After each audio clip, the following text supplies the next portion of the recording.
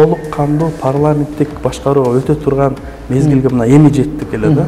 Анан тилекке каршы тарых тескери кетип, белгилүү окуялардан кийин эми биз кайра башына түшүп, бир адамдын колуна бийликти берип, ошондуктан бекеринен конституция деп чогулуштарда, тыш чогулуштарда айтылып жүргөн жери жок. Садыр Жапаров өзү айтып атат мына акыркы интервьюсунда, Азаттыкка берген интервьюсунда. Андан кийин биз мейли элден сурайлы, 10 январга президенттик же парламенттик деген суроо койдук деп моюнга алып атпайбы? Биз президенттик эле кылмакпыз. Бирок каршы пикирлерди айтылганда биз ушундай тандоо бердик деп. Жалпы эле жаштар чыгып атат, бирок жаштарга мүмкүнчүлүк тар. Эми чын айтканда жаштарды эч ким ал жерге киргизбейт. Арбаңыздар, бизди көрүүчүлөр, кезектеги көрсөтүүбүз 120. Мейманыбыз жаңы генерациядагы кыргыз урпагы Эржан Кайып, укук коргоочу, жарандык активист, юрист. Ошондой эле Эржандын өзүнөн да сурагым келет. Бизде бүгүн коом жаңы бийликтин жаңылансын, кан жаңырсын каалап атпайбы? Ошондой эле коомдогу жаңы көз караштагы жаштар жөнүндө маалымат азыраак болуп жүрөт. Сен төбөң көрүнүп калды коомчулукка. Мындай дайыма активдүү соц тармактарда пикириңди тайманбай жазып келатканың үчүн каякта билимиң алдың экен, эмне билим? Ошол жөнүндө кыскача, андан кийин сөздүн маңызын өтөлү. Мен Бишкекте орто мектепти бүткөм, алтын медаль менен. Анан Кыргыз-Орус Славян университетинин укук факультетинде окугам. Алмалда ал факультет күчтүүлөрдөн болчу. Ошондуктан ошол жерге тапшыргам. Андан кийин президенттин алдындагы башкаруу академиясында квалификациямды жогорулатуу боюнча конфликттерди башкаруу багытында кошумча окугам. Андан тышкары мыйзам чыгаруу процессин Кыргыз мамлекеттик юридика академиясында анда дагы квалификацияны жогорулатууну окугам. Андан тышкары мындай жарандык билим берүү деп коебуз, ошол жарандык долбоорлордо, ошол жерлерде да түрдүү проекттерде адам укуктары боюнча, мисалы Бириккен Улуттар Уюмунун адам укуктары боюнча жогорку комиссарынын Борбор Азиядагы кеңсесинин адам укуктары боюнча окутуу программаларында окуп чыккам. Ошол билим адам укуктары жаатында четтен окудуң, менимче жаңылбасам. Ошол жок, бул жерде Бишкекте. Анан ошол жерден негизги адам укуктарын коргоо боюнча билимимди ошол жерде мындай бекитип алдым.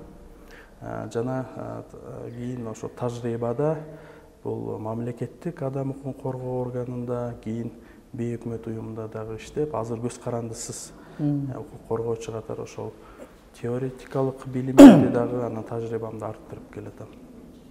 Рахмат. Эми сен сынчыл көз караштагы жөндөмгө ээ экениңди ошол дайыма соц тармактагы постторуңан кыргызча, орусча жазганыңдан түшүнүп атам. Анан 120 дегенибиз депутаттар көптүк кылдыбы, аздык кылдыбы? 120 аздык кылган жок, көптүк да кылган жок. Бул мындай сан орточо болду деп эсептейм. Эгер аны өстүрсө дагы балким болоттур, бирок аны кыскартылбаш керек деп ойлойм. Себеби Кыргызстандын шартында үркөр топту башкаруу оңой да, аткаруу бийлигине. Ооба, анан негизи депутаттардын кыскарышы же парламенттин дарегине айтылган сын пикирлер ошол сапатына, анан депутаттардын айрым ошол мындай мыйзамсыз аракеттерине, дегиле мындай кээ бир сапаттарына жараша ошол себепкер болуп, анан ушундай сындар айтылып атат да.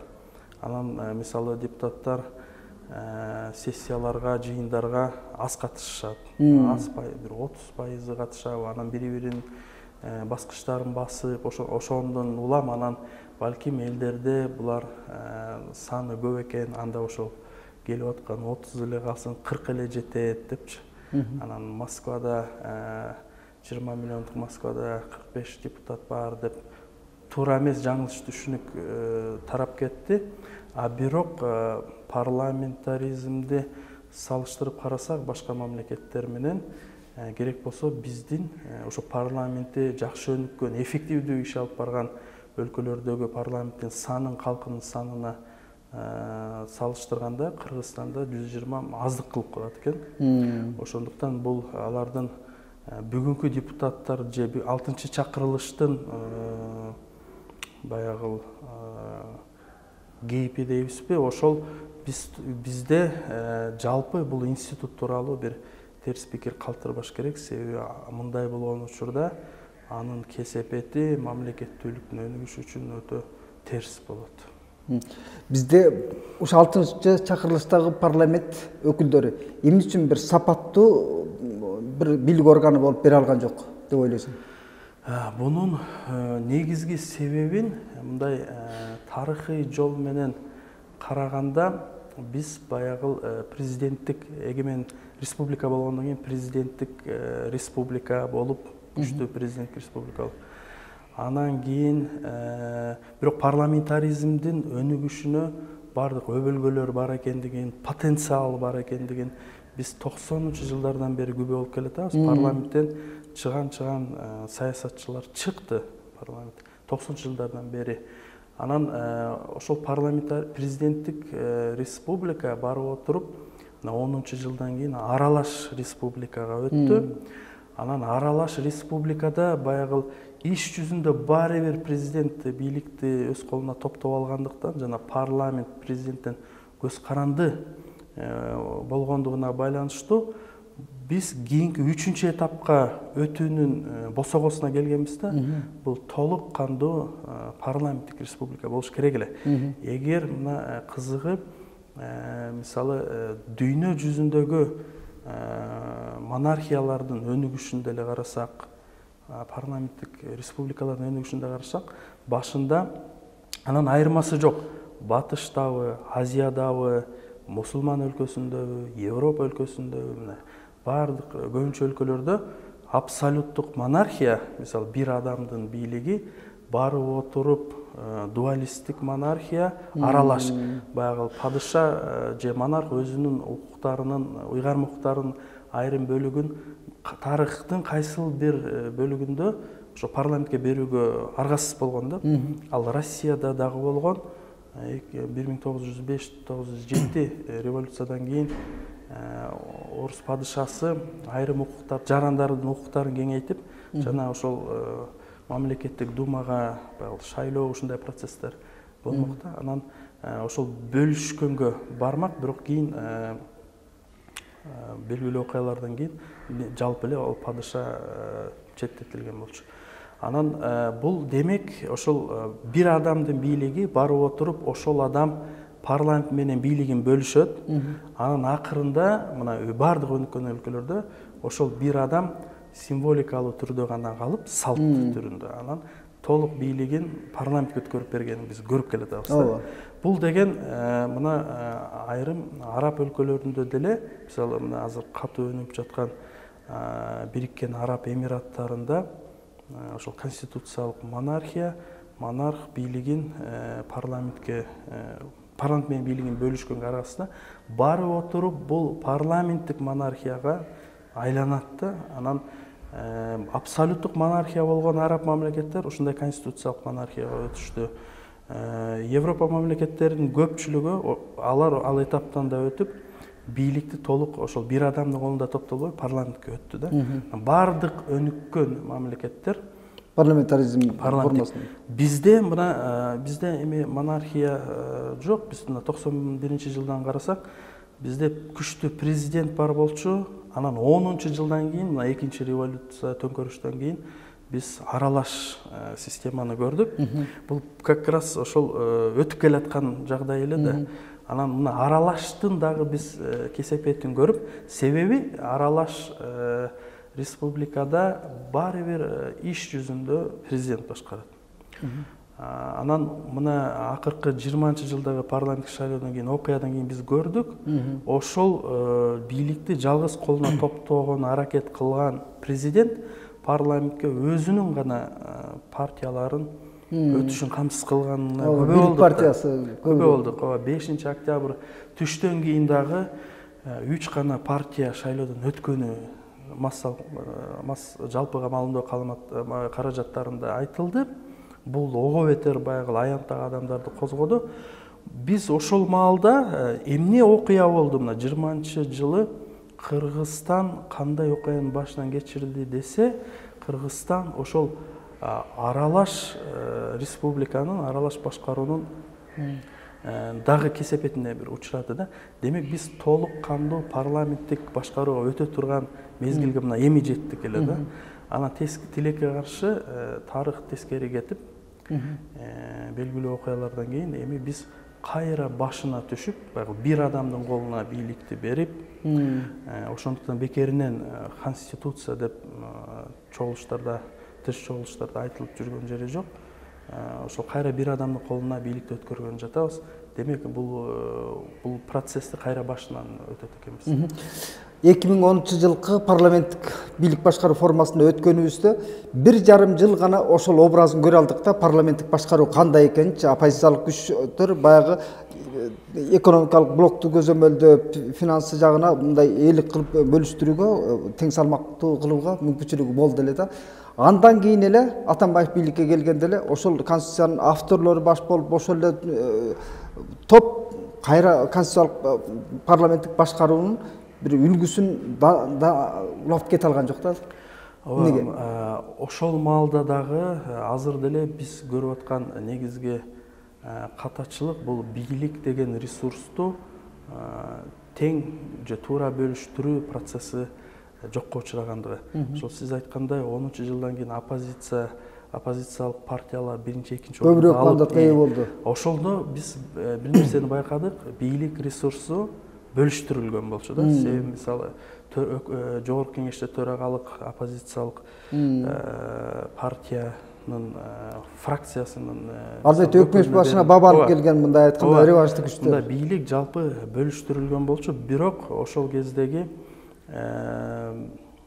кийин ошол келген президент Атамбаев ал кайра ошол бийликти өз колуна топтоо аракетин көрүп, андан кийинки шайлоолордо биз мындай тажрыйбанын өнүгүшүн көрө алган жокпуз. Андан кийинки шайлоодо кайра эле ошол көбүнчө бийликке мындай жумшак көз караштагы партиялар өттү. Бирок белгилеп өтүш керек, эмне үчүн мисалы ошол кийин ошол Атамбаевдин бийлиги учурунда төңкөрүш болгон жок.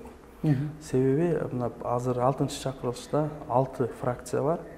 Баары бир мындай оппозициялык же бийликке түздөн-түз баш ийбеген партиялар парламентке киргизилген. Сыртта калып калгандардан эң күчтүүлөрдөн ошол бүтүн Кыргызстан болуп келген дайыма. Бирок киргизген да, оппозиция парламентке кирген, ана парламенттин ичинде процесстер жүргөн. Ошондо кичине мындай кичине болсо да бөлүштүрүү болгон да. Ошондуктан ал маалда мындай төңкөрүштүк бир маанай күчөп же 300-үнө ашкан эмес. Күчөгөн эмес. Азыр биз көрүп жаткан саясий процесстерде ошол бийлик ресурсун бөлүштүрүүгө ниет бар экендигин да көрбөй турабыз. Мына Венеция комиссиясы да 22 октябрда жогорку кеңеш шайлоону жылдырып, ана конституциялык реформаны баштоо жөнүндө конституциялык мыйзамды кабыл алган. Ошол мыйзам боюнча Венециялык комиссиянын корутундусунда да алар белгилейт. Мисалы, мындай чечимдер кийин шайлоону жылдыруу, шайлоо процессин токтотуу сыяктуу чечимдер бардык саясий күчтөрдүн маалымдуулугунун негизинде да болуш керек дейт да. Себеби алар даярдык көрүш керек. Мисалы 22 октябрда 1-июндан кеч эмес парламенттик шайлоо өтөт деп конституциялык мыйзамда жазылып турат. Анан Казактын маалымдоо каражатына берген интервьюсунда президент Жапаров айтып атат, шайлоону күзгө калтырдык деп. Биз ошол жерден угуп атабыз да. Мына ошол жерде көрдүңүзбү, мына Венеция комиссиясы айтып атат да, бардык саясий күчтөр, коомчулук билиш керек, анан даярдык көрүш керек да. Аларчы. Анан балким саясий партиялар майга даярданып жаткандар, апрелге мисалчы, анан күзгө калып калды. Аны эми билип атабыз да. Мына бул деген ошол бир адамдын же каалоосу, бийликтин ошол өз каалоосуна конституциялык мыйзамды бир адамдын сөзү менен жокко чыгарып, анан башка саясий күчтөрдү мындай алардын баягы аларга маалыматты жеткирүү жагын баягы кабатыр болбогонун кесепети. Парламенттик башкаруунун деги эле маңызына келели. Сөз башында жакшы айттың. Бийликти тең салмактоого бул өнүккөн өлкөлөр бирден бир тандаган жолу азыр ушул болуп атат да. Кыргызстандын өнүгө албай атканына ошол альтернативалык бийлик башкаруу парламентаризмдин зоболосун эмне мынча түшүргөн атайын бир троллдор аркылуу ушундай маалыматтык пропаганда күчтүү жүрүп атат. Кайсы тараптын шамалы дейсиң? Парламенттин жана өзгөчө мына акыркы чакырылыштын жана деги эле парламентаризм институтуна да эмне мынча көлөкө түшүрүп аткан нерселердин негизги себеби бул таза эмес шайлоолор болгон. Бул жалпы эле мына пост советтик өлкөлөрдө ушундай парламенттерге таза шайлоо таза эмес мындай ыплас шайлоолор өткөн бардыгы күбө болуп келатат. Ошо таза эмес шайлоодон жыйынтыгында келген ошол партиялар, фракциялар, анан алардын ишмердүүлүгү, алардын бийликти баягы бийликке кызмат көрсөтүү сыяктуу ошол нотариус болду деп айтылып атат. Ошондой аракеттери анан жалпы ушундайга алып келип атат. Анан биринчиден ошол таза эмес шайлоо институту, экинчиден ошо сурооңузга дагы бир негизги жооп, бул биз колониалдуу аң сезим. Кыргызстан гана эмес, мисалы башка дүйнөнүн башка өлкөлөрүндө карасак, көрсө, колониялар буга чейин өздөрүн колонияга айландырган империялардын башкаруу формасына, стилине окшош саясат жүргүзөт экен да. Жакшы. Мисалы Францияда азыр аралаш же президенттик башка республика болуп эсептелинет. Ал эми Франциянын Африкада колонияларында дал ошондой. Мына дүйнөдө Филиппинде президенттик республикалар дээрлик жок да, Америкадан тышкары. Анан Филиппин бар, Филиппин Американын таасири алдында жүргөн мамлекет болгон, Америкада президенттик башкаруу. Президенттик республикаларды Латин Америкадан, Түштүк Америкадан көрөбүз. Ошол өлкөлөрдөн. Алар болсо өздөрүнүн ошол системасын Американын үлгүсүндө, Американ конституциясынын үлгүсүндө жазышкан. Ошондуктан аларда президенттик республикалар. Бирок Америка бул өзгөчө бир үлгү да. Американын салыштырмалуу күчтүү жарандык коом, көз карандысыз соттор, күчтүү саясий институттар, партиялар бар. Ошондуктан Америкада президенттик республикадагы мындай парламенттик элементтер бар да. Анан тең салмактуулук бар. Бул Америкада президенттик республика деп Кыргызстанда президенттик республика болгон деген бул болбогон сөз. Андай салыштыруу мүмкүн эмес.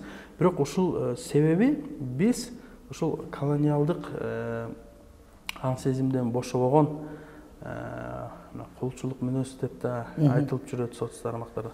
Биз ошол мисалы буга чейин бир мамлекетте болгон Орусия Федерациясында башкаруу кандай болсо, кандай республика, кандай башкаруу болсо, бизде ошондой башкарууну акыры биз ошого келип атабыз да. Эржан жогорку кеңештин трибунасынан көп эле депутаттар Россиянын мисалын көп айтышат да, бейөкмөт уюмдардын ишин көзөмөлдөө, жарандык активисттерди тизгиндөө керектигин. Ал эмес коопсуздук кызматынын төрагасы Опунбаев дагы 2 жыл мурда ошентип эле айтканда, мыйзамдарды кабыл алууда ошо Россияны мисал кылган эмне булдун да ошо сен айткан эле колониалдык аң сезимден кутулбаган саясий топ арбын болгон үчүнбү? Ооба, бул даана көрүнүп турат. Эң өкүнүчтүү бир көрүнүш. Көптөн бери ошол жакынкы эле мына өткөн жумада деле жогорку кеңеште мына Россияда мындай экен, Россияда тигиндей экен деп туруп, анан сунуштар, анан мыйзам демилгелери чыгып атат. Анан Россиянын мыйзам долбоорлорун көчүрүп, бизде жогорку кеңеште демилгелеген депутаттар арбын.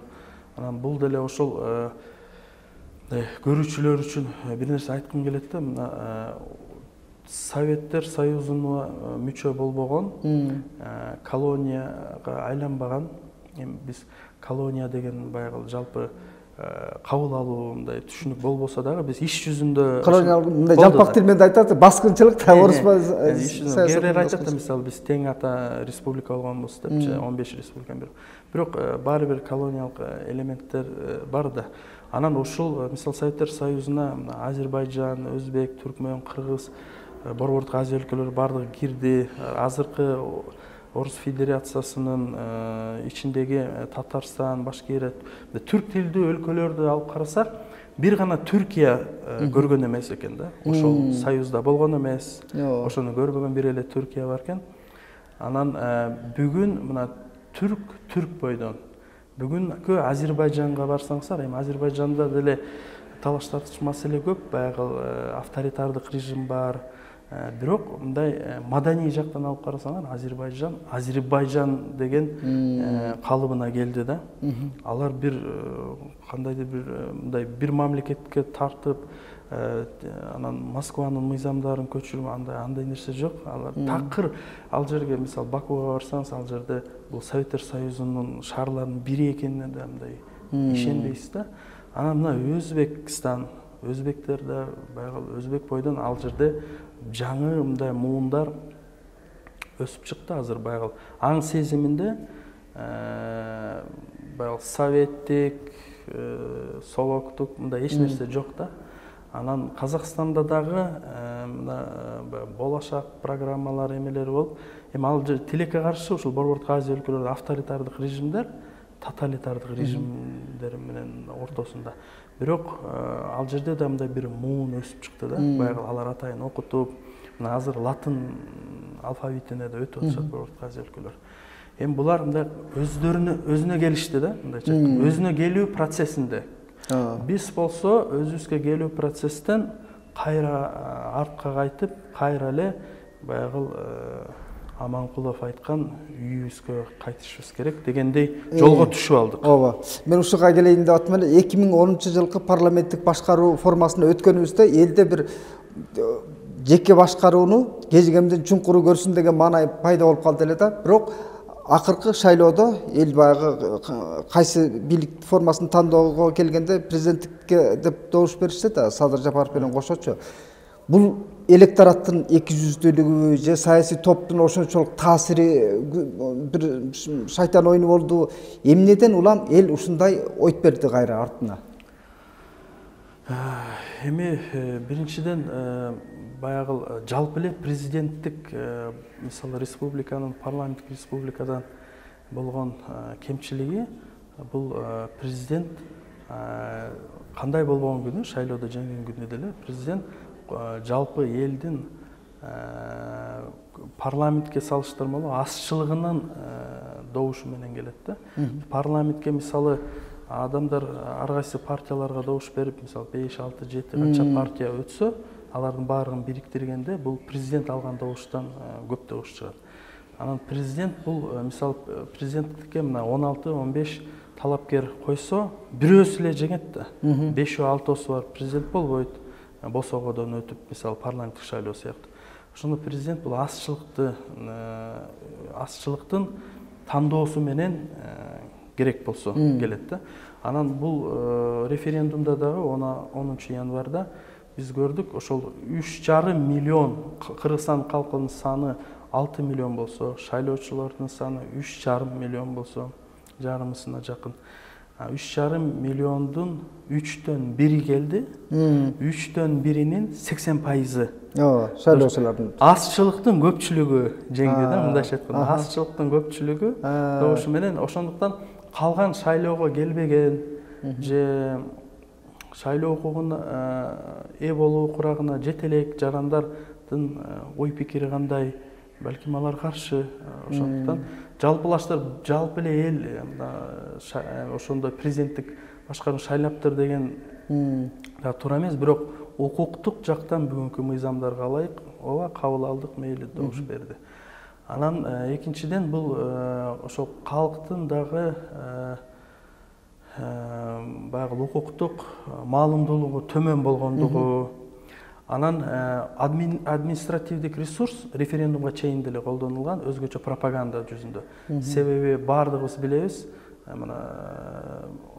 алмалда президенттикке талапкер Садыр Жапаров президенттик республиканы колдогон болчу, президенттик башкарууну.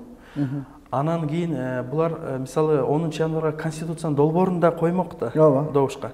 Анан кийин баягы парламенттик башкарууну, республиканы колдогон тараптар баягы ызычуу коомчулукта түр кайшы пикирлер айтылгандан кийин Садыр Жапаров өзү айтып атат акыркы интервьюсунда, Азаттыкка берген интервьюсунда. Андан кийин биз мейли элден сурайлы, мына 10 январга президенттик же парламенттик деген суроо койдук деп моюнга алып атпайбы? Биз президенттик эле кылмакпыз. Бирок каршы пикирлерди айтылгандан биз ушундай тандоо бердик деп. Бунун өзү ошол президенттикке талапкердин ал президенtti милдетин аткарган да буга чейин. Өкмөт башчысы болгон, президент милдетин аткарган. Анын баягы президенттик башкарууга багыт алгандыгы бул өзү пропаганда болду да. Адамдар президенттик башкарууну президенттик башкаруу үчүн эмес, Садыр Жапаров үчүн добуш беришти да. Анан ошондуктан бул бирок бул биздин шайлоочулардын да катасы болду. Биздин шайлоочулар жаңылыштык кылды. Кайрадан ошол бир адамга үмүт артып, бул макул президент болсун, бирок президент башкарууну биз баягы өнүгүү жолунда келатып парламентке жетип калган маалда, мына эми парламенттик башкаруу өтөр маал келгенде конституциялык реформа болсун мыйзамдуу жол менен. Анын жыйынтыгында биз толук парламенттик башкарууга өтүшүбүз керек деген чекитке келгенде эл шайлоочу жаңылды. Анан биз кайра бир адамга бийликти берүүгө кайтып келип алдык. Бир жакшы эстеттим. Канат Аманбаев былтыркы парламенттик шайлоо өнөктүгүндө Россияга барып, биз үйүбүзгө кайтышыбыз керек дегенде коомчулук жерге түү деп түкүрүп, аябай көңүлү кайтып турду эле ошо Биримдик партиясынын лидеринин билдирүүсүнөчү. Анан эле ошол бийликтин колтугундагы партиялар Садыр Жапаровдун конституциясын бүгүнкү күндө шары менен тиги кабыл алып берип, макулдук берип койгондун өзү дагы опурталдуу да. Ушунун өзү канчага чейинки бир бийликти турукташтырып бере алат? Эми жалпы ушул саясий топторчу канчалык туруктуу кармап бере алат? Бул саясий топтор бийликтин бир адамдын колунда топтолушуна, мына эми расмий түрдө президенттик республикага өтүшүбүзгө, бийликтин ачык айтканда узурпация болушуна алар шарт түзүп, өбөлгө түзүп беришти. Ошол саясий түзүп атышат бүгүнкүгө чейин. Мына 6-чакырылыш бардыгы, дээрлик бардыгы ошол мыйзамдаштырып, алардын ыйгарым укуктары чектелүү болсо дагы алар мыйзамдаштырып берип атышат. Демек, булар турукташтырууга эмес, дестабилдештирүүгө багыт алышты да. Себеби дүйнө жүзүндө туруксуз мамлекеттердин бардыгы президенттик республикалар. Дал ошол президенттик республикаларда төңкөрүштөр, зомбулуктуу баягы чогулуштар, ушундай көрүнүштөр болуп келет. Бизде дагы ошон үчүн болуп келди. Бизде дагы мына президенттик мына Акаевке каршы, Бакиевке каршы, Жээнбеков 4-5 октябрь окуялары парламенттик шайлоонун жыйынтыгына наразычылык билдирүүдөн башталып, кийин Жээнбековдун дарегине доомат коюуга өттү да. Мисалы, акырында ошо менен бүттү. Бирок бул бизде ошол жалпы эле дүйнөдөгү болуп келаткан көрүнүштүн биз дагы бир далили болуп бердик. Президенттик республикаларда туруктуулук болбойт. Демек, ушул саясий күчтөр булар бийликке жетүү үчүн эч кандай принцип, баалуулук, эч нерсени карманбаган саясий күчтөр болгондуган ошол бийликке жетип алууну эңсегендер, алар жоопту. Ушундай буга чейинки болгон окуяларда дагы, келечекте да боло турган, балким боло турган туруксуздук, дестабилдештирүү окуяларына булар дагы түздөн-түз жоопту болот.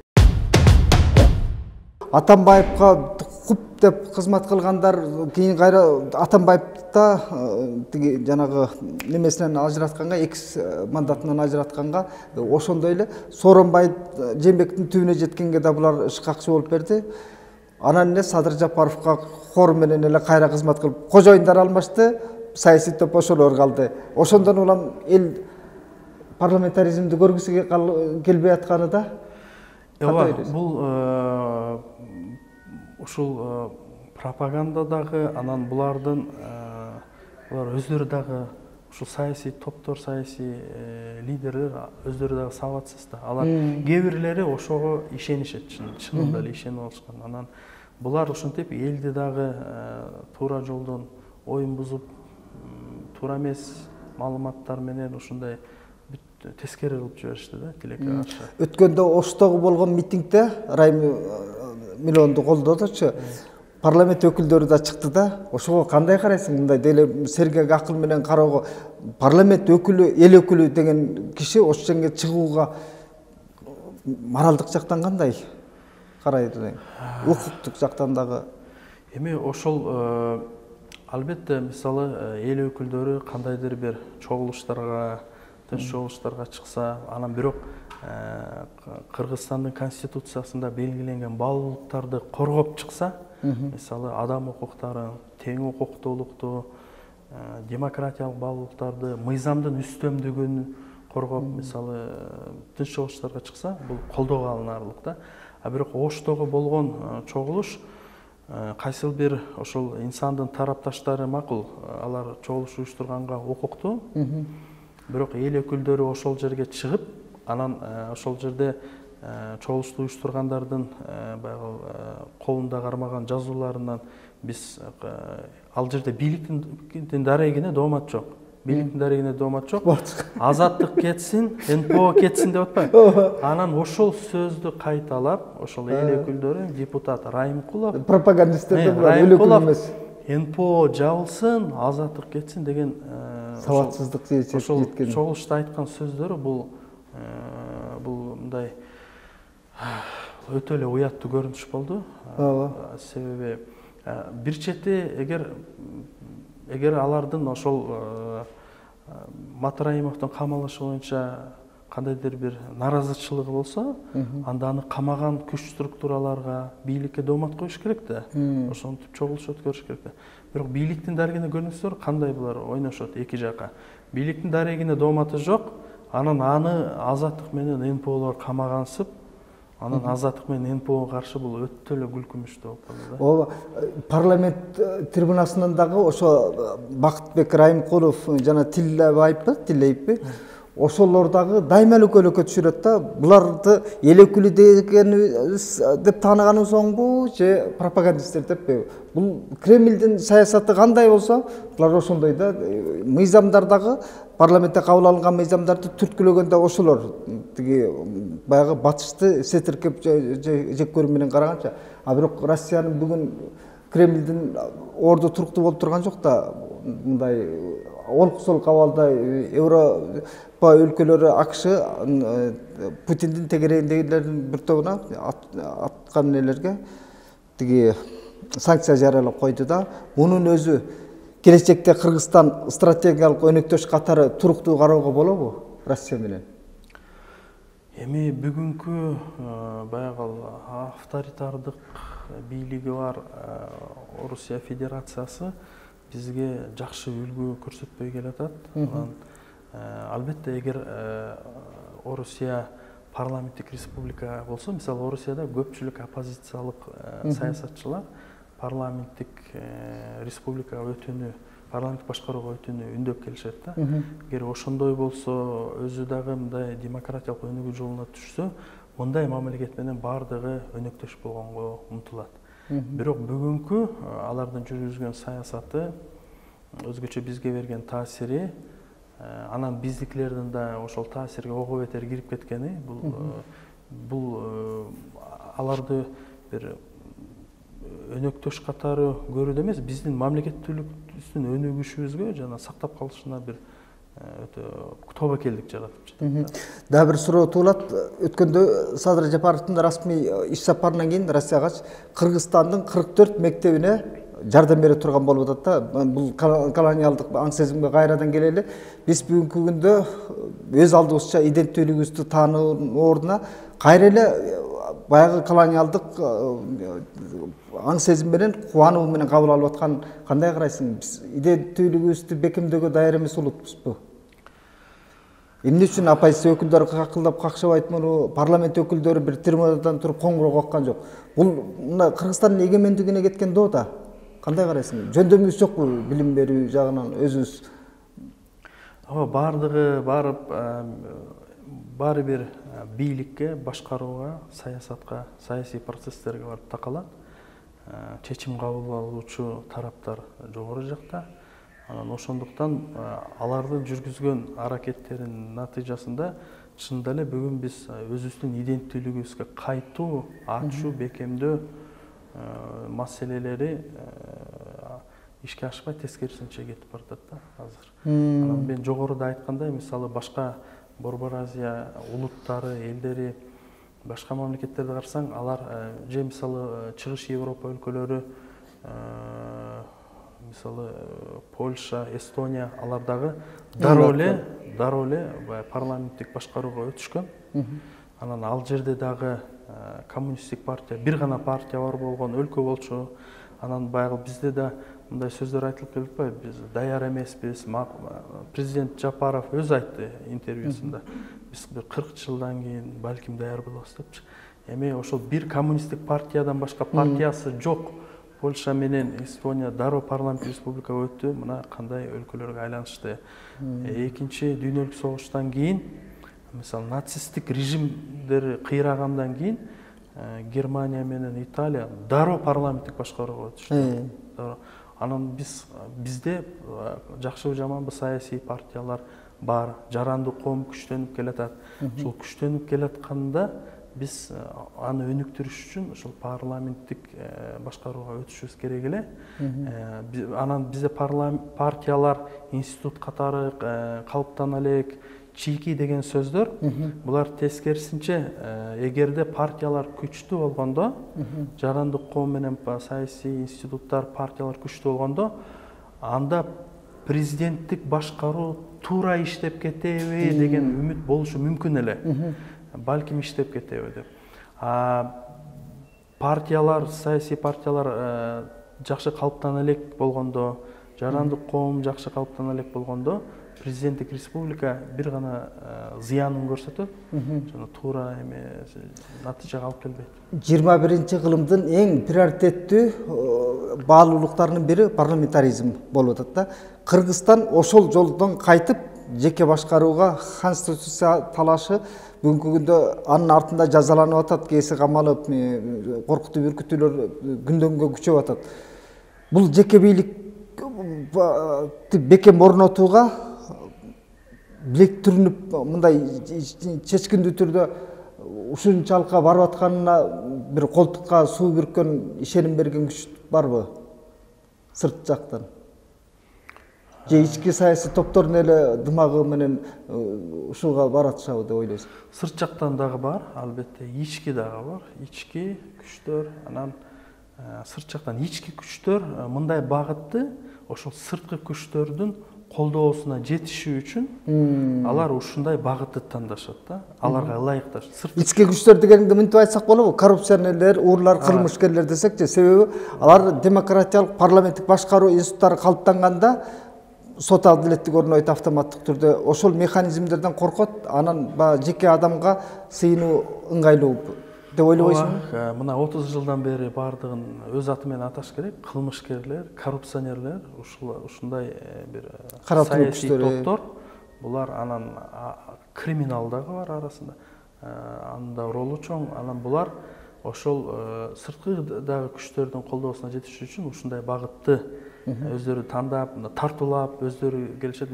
Ошол эле Аманкуловдун Орусияда сүйлөгөн сөзү, мисалы, бул көрүнүп билинип турду да, бул кимге жагымдуу экен деген.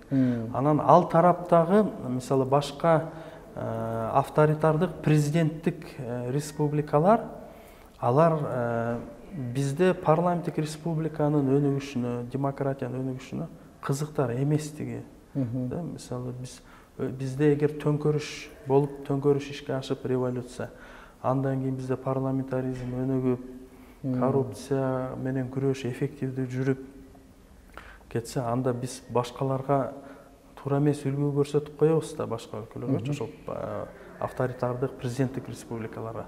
Ошондуктан мен оюмча алар деле төңкөрүштүн кесепети жаман натыйжага алып келет экен өздөрүнүн элдерине көрсөтүш үчүн. Себеби мына 5 октябрдан баштап деле Орусиянын телеканалдарында, мурунку биздин төңкөрүштөрдө Казакстандын да телеканалдарында терс мааниде биздеги окуяларды көрсөтүүнү биз көрсөтүп атат. Алардын жалпы амалдоо каражаттарында мындай терс баа берип кылышат. Себеби өздөрүнүн жарандарында мындай аракеттерге барбоо керек экендигин, бул аракеттердин натыйжасы тескери болот экендигин алар көрсөткүсү келет. Анан эгер Кыргызстан улам төңкөрүш болгон сайын артка чегинип, акыры мамлекеттүүлүгү мындай жоголчу абалга келип калса, анда ал жерде дагы демек алардын режимдери туура эле экен деген тыянак пайда болуп калышы мүмкүн да. Эржан, эң жеке өзүңө келели. Баягыдан бери бийлик тобундагыларды жакшы сындадың да. Бүгүнкү күндө сын таккандарга дагы сын таккандар көбөйүп атпайбы? Өзү сындап коюп, эмне кыйратпайт экен, эмнеге бийликке барбайт экен деп. Эмне үчүн сага окшогон жаштар бийликке аттанбайсыңар? Эмне үчүн парламентке келип бир оң жолго салалы дебейсиңер? Эми акыркы окуяларда, шайлоолордо көп эле жаштар аттанышты. Жаңы партиялар чыкты, реформа. Азыр мына жергиликтүү шайлоого Кыргызстан демократиялык кыймылы деп жаштардын көз карандысыз, өз колдору менен, өз күчү менен бириккен жаштардын эмелер чыгып атат. Жалпы эле жаштар чыгып атат, бирок жаштарга мүмкүнчүлүк тар. Эми чын айтканда жаштарды эч ким ал жерге киргизбейт. Анан мына квоталар ноябрда, ошол октябрда шайлоо жөнүндөгү мыйзамга өзгөртүү киргизип жатканда жогорку кеңеш жаштардын квотасын эч ким эстеп койгон жок да. Ошондо жаштардын квотасын кеңейтиш керек. Жаштардын квотасын баягы аялдардын квотасы сыяктуу 30%га жеткириш керек. Мындай шарт түзбөсө реалдуу бул социалдык топ көпчүлүк болсо дагы, жаштар көпчүлүк болсо дагы бул саясий процесстер жыйынтыгында жаштардын келишине бөгөт болуп калып атат да. Анан жеке мен эми өзүмдү укукчу жана укук коргоочу деп баягы өзүмдүн потенциалымды да өстүрүп, билимимди арттырып, тажрыйбамды өстүрүп келатам. Анан менин өз миссиям ошол кесиптик миссиям бул ошол укук коргоочулук. Анан ошол укук коргоочулук жааттан мисалы мыйзамдарды дагы биз карап, бир баа берип, бир көзөмөлдөн өткөрүп, өзүбүздүн экспертизаларыбызды жасайбыз. Анан албетте парламенттин мүчөсүнүн ыйгарым укуктары мисалы ар бир укук коргоочуга жакшы инструмент болчу да. Себеби мисалы тийиштүү мыйзамдарга өзгөртүү киргизүү боюнча, азыркы мыйзамдардын аткарылышын көзөмөлдөө боюнча мына бүгүн эле мен да жазгам социалдык тармактарда. Менин бир арыздарым боюнча эч кандай кыймыл жок, эч ким аракет кылбайт. Беренелер жазылып турат кодекстерде, иштер болсо кыскарып эле, негизсиз эле кыскарып кетет. Беренелер иштебейт. Ушул мыйзамдын аткарылышына көзөмөл жүргүзүү, мыйзамга өзгөртүү киргизүү демилгеси, ушундай ыйгарым укуктар жалпы эле укук коргоочуларга жакшы колдонууга шарт түзмөк да. Бирок акыркы шайлоодо мен эч бир партия менен, саясий күчтөр менен кызматташкан жокмун. Балким келеркисинде мындай себеп укук коргоочу катары ошол парламентте мыйзам токуганын маанилүү эле, ошол мыйзамдарды көзөмөлгө алууга юрист катары мыкты адис даярдыгы бар. Анан сендей жаштар келбей атканы дагы, бирок келсе дагы жаштарга бары көйгөй түшүп атат да. Эмне үчүн мындай болуп атат? Аткаруу бийлигине деле келди, парламентке деле келди, бирок жаштар өздөрүнүн жигердүүлүгүн эмнеге көрсөтө албай атат? Жок, азыр келген жаштар, мисалы өкмөттөгү, башка бийликтеги жаштар, булар ошол мамлекеттик органдар системасынын ичинен өсүп чыккан жаштар да. Аларды дагы кайсыл бир саясий күчтөр өстүрүп, даярдап, алар мисалы мына Атамбаевге кызмат кылышкан, Жээнбековго кызмат кылышкан, Жапаровго баарына кызмат кылышат. Анан булар ошол системанын макул эми алар ошол системанын ичинен чыкканда деле эгер алардын өздөрүнүн көз карандысыз бир багыты, көз карашы, миссиясы бар болсо, анан алар кээ бир мына тарыхта да белгилүү да бир кээ бир адамдар мисалы өздөрүнүн колуна бийлик тийгенде алар такыр башкача багытта иш алып барышат да, буруп кетишет. А бирок бул жаштар ошондой азыр бийлик өзү өстүрүп жаткан жаштар мамлекеттик органдардан башканы эч нерсени көрбөгөн. Тажрыйбасы тар, көз карашы тар. Анан булар тилекке каршы ошол өздөрүнүн жетекчилерин турагандай бир сезим калтырат да. Анан четтен келген, четтен билим алган тажрыйбалуу жаштар эмнеге ушу бийликтин канын алмаштыра албай атышат? Четтен окуп келген, көптү көргөн, билимдүү, тажрыйбалуу жаштардын деле эми бийликке келиши же ошол эле парламентке мисалы шайланып келиши оңой эмес. Себеби бардык мисалы ал көп акча каражатын талап кылат. Шайлоо өнөктүү. Шайлоо деген өзү мындай колунда барлардын катышуусун камсыз кылган гана шарт түзгөн гана бир процесске айланып калды да. Анан эч ким ошол тобокелдикке салып, мисалы анан шайлоо таза болсо бир жөн эле. Шайлоодо таза шайлоо бийликтин ресурстары колдонулуп. Шайлоо таза болгон эмес. Каралоо жүрөт, бийлик тарабынан дагы каралоо жүрөт. Анан эч ким, ар бир адам ошол өзүнүн каражаттарын тобокелдикке салып, анан катышып, анан күйүп кеткенден да тартыш. Себеби мына акыркы дагы шайлоодо көп жаштар күйүп кетти да. Көп прогрессивдүү, жакшы ишкерлер, креативдүү жаштар аралашылган жок. Чет жерде билим алган, ийгиликтүү жаштар мына күйүштү акыркы шайлоодо. Алар биз 120 долбоорубузда мүмкүн эл өкүлдөр арасында мынабул татыктуу иштеп берди деп мисалга ала турган эл өкүлдөрүнөн барбы? Себеби буларды айта жүргөнүбүздө маанилүүгө дейм да, себеби алар азчылыкты түзүп атат да, парламентте ошолор дайыма бир аз болсо дагы жок дегенде талаш тартыш жаратып мындай плюрализм болуп атат да. Эми албетте бир канча баягы калыс иштеген, калыс пикирин билдирген депутаттар бар. Тилекке каршы аларды эми 100% ушундай акыйкат үчүн баягы иш алып барган калыстыгын тайманбаган деп мындай баа бериш кыйын. Себеби түрдүү саясий процесстерде алар мындай кээде артка чегинип, кээде унчукпай, кээде мындай көрүнбөй калып, кийин пайда болуп калып ушундай болот да тилекке каршы. Мүмкүн аттарын атап койгонубуз деле маанилүү болор эле. Себеби биз парламентаризмди сапатын кеп кылып атабыз да, канткенде кандай эл өкүлдөрү болуш керек эле да.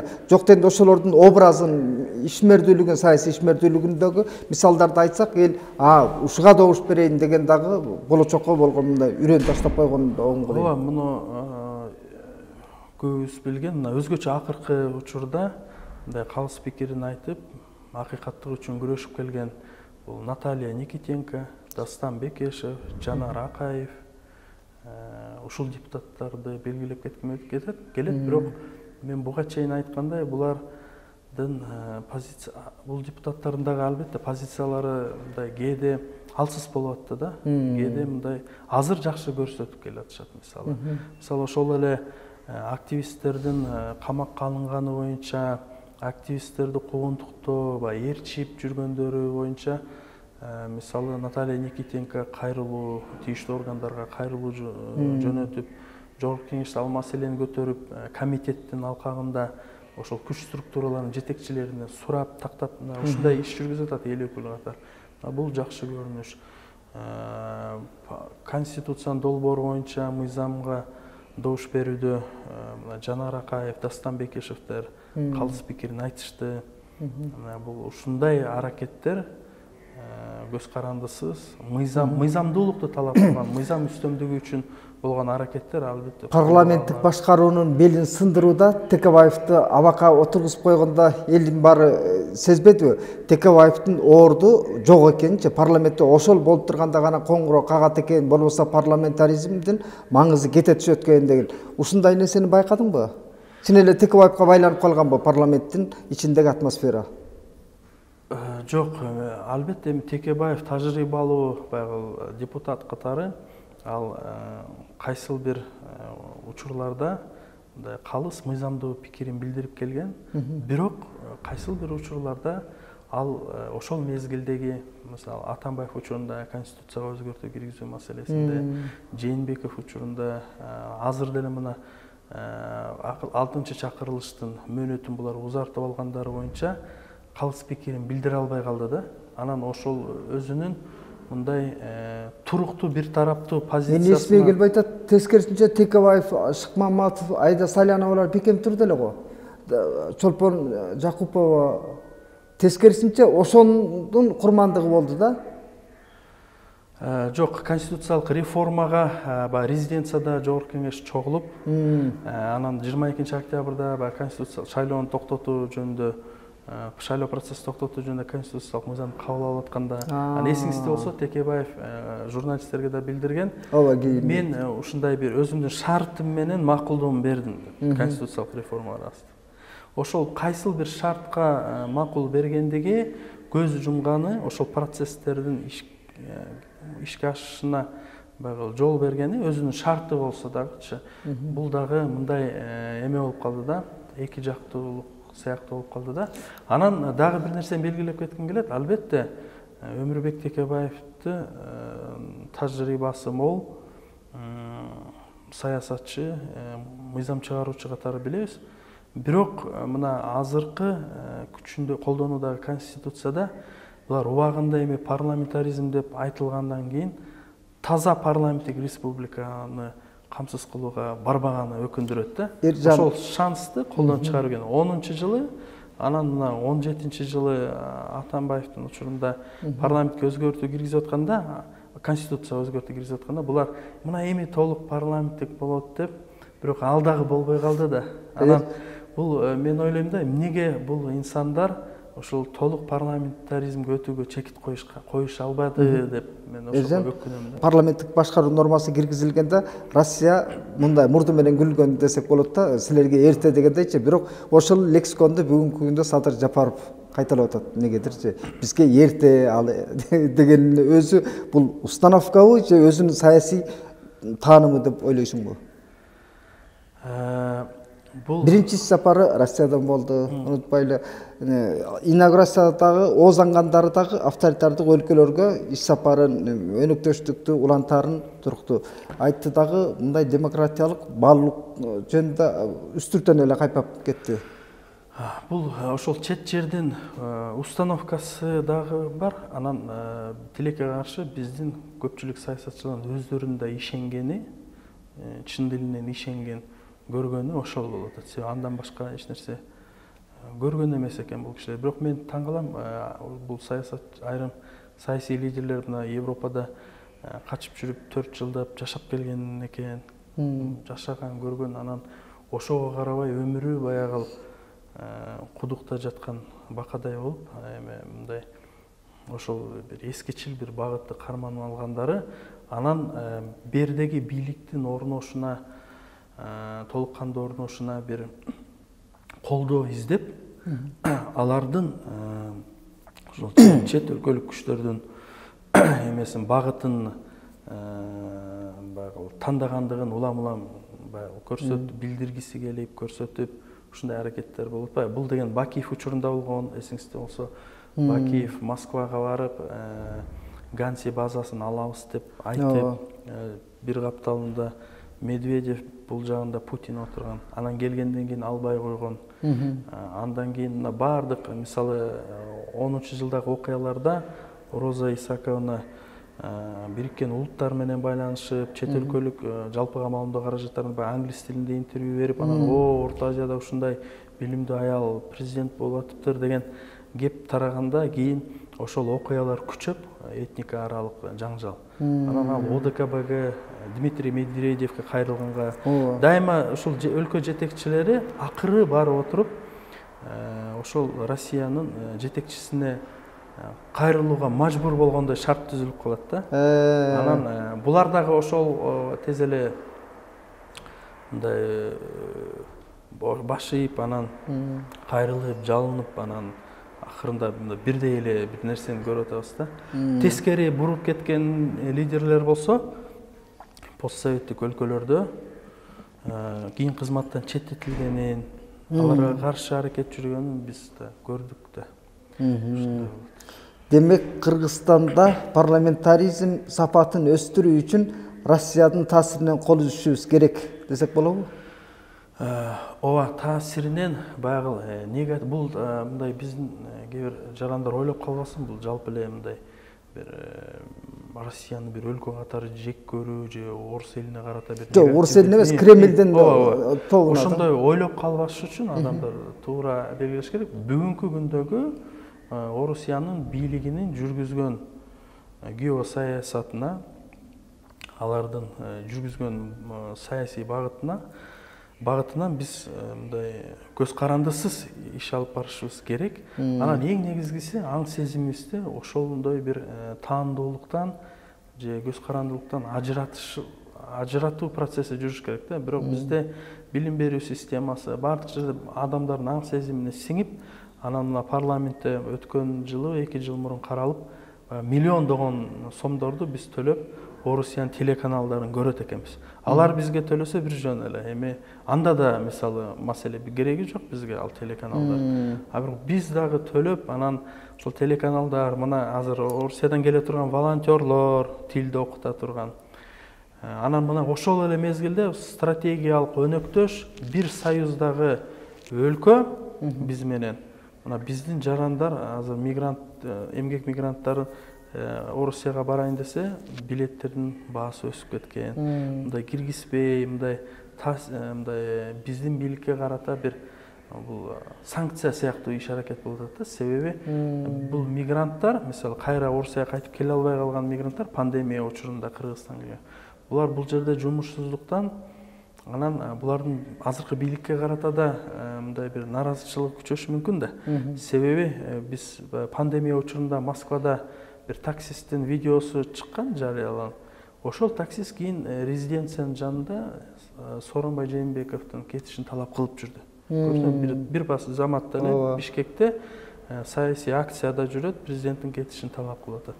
Эми бул ушундай биздин баягы миграциялык көз карандуулугубузду пайдаланып, Орусиянын бийлиги биздин бийликке карата бир рычаг катары колдонобу деген ой бар да. Анан ошондон биздин бийлик дагы алардын бир колдоосун издеп, анан баягы визиттерде жанагы айтылган сөздөр, аракеттер, мына жер үйдүн ачылышындагы Орусия бийлигинин баягы ачылышына старт бергендери ушундай бир түшүнүксүз, эгемендүү мамлекет үчүн түшүнүксүз аракеттерди биз көрүп атабыз. Соңку суроом болсун. Парламентаризм бизге эмне үчүн керек? Парламентаризм бизге тарыхый өнүгүү жолубузда, эгемен мамлекеттүүлүк өнүгүү жолунда биз басып өткөн жолубуздун жеткен чеги катары, кийинки этабы катары парламентаризм бизге керек. Себеби парламентаризм бул бийлик ресурсун туура бөлүштүрүү, бир тарапка же бир адамга топтоп коюу эмес, саясий күчтөрдүн арасында баягы калктын көпчүлүк колдоосуна ээ болгон саясий күчтөрдүн ичинде бөлүштүрүү процесси ишке ашыш керек. Анан элдин өкүлчүлүгү көбүрөөк камсыздалыш үчүн керек. Анан бийлик, аткаруу бийлигинин үстүнөн көзөмөл күчтүү болуш үчүн жана аткаруу бийлигинин жоопкерчилиги өсүш үчүн бизге парламентаризм керек. Болбосо анын карама каршысы бийликтин бир адамдын колунда топтолушу, жоопкерчиликсиздик, элдин өкүлчүлүгүнүн төмөндүгү жана мындай шайлоочулардын кабары жок бийликте бир чечимдер кабыл алынып, аракеттерин жүрүп, анын акырында сөзсүз түрдө туруктуулукту жоготууга алып келет. Ал бул кайра экономикалык чегинүү, бул адамдардын курмандыгы, бул жакшы эмес натыйжа. Ошондуктан бизге парламентаризм керек. Мына биз парламентаризмге өтүү этабына жеткенбиз. Бардык бул деген кыргыздын бир спецификасы андай эмес, кыргыздыкы башкача деп ойлогондорго да айтыш керек. Араб өлкөлөрүн карагыла, Европа өлкөлөрүн карагыла, Азияда Корея, Япония, түштүктө Индия, такыр башка салттуу элдер, өздөрүнүн маданияты бар элдерде бардыгы ушул этаптан өткөн. Бир адамдын колунда бийлик, кийин ал адам парламент менен бөлүшүүгө аргасыз, себеби коомдо көтөрүлүштөр болгон үчүн. Анан кийин барып отуруп, ошол бир адамдын бийлиги толук парламентке өтөт. Күчтүү премьер-министр институту жаралат. Президент болсо мындай символикалуу мындай институтка айланат. Ушул процесс бардык, анан ошол маалда өнүгүү өрчүп өсөт. Бул бардык мамлекеттерде, маданияттарда биз көрүп атабыз. Биз дагы ошол учурга жеттик, бирок кайра артка чегинип, бир адамга бийликтин баарын берип койгонго даяр болгондой болуп кебетебиз. Жакшы убакыт бөлүп бергениңе жакшы. Анан мен соңунда көрүүчүлөргө айтарым, биздин бүгүнкү мейманыбыз Эржан Кайып 120 деген долбоорубузда болгону 3 эл өкүлүнүн атын атады. Наталья Никитенко, Жанар Акаев, Дастан Бекешев депчи. Мына эл өкүлдөрүнүн образы ушундай болуш керек деген болжолду картина албетте. Анан биз Бакалео, Сакалео дегендерди эл өкүлү деп элестетпешибиз керек. Андыктан парламентаризм идеясы кыргыз коомун өнүктүрүүгө бирден бир жаңы баалуулук катары жайылткыбыз келет. 120 көрсөтүүбүздүн соңуна чыктык. Эмки көрүшкөнчө сак саламатта калыңыздар. Лайк басыңыздар, дизлайк басыңыздар, эки тең жарайт, комментарий жазыңыздар. Алда бизге болгон колдооңуздар болот. Рахмат, Эржан.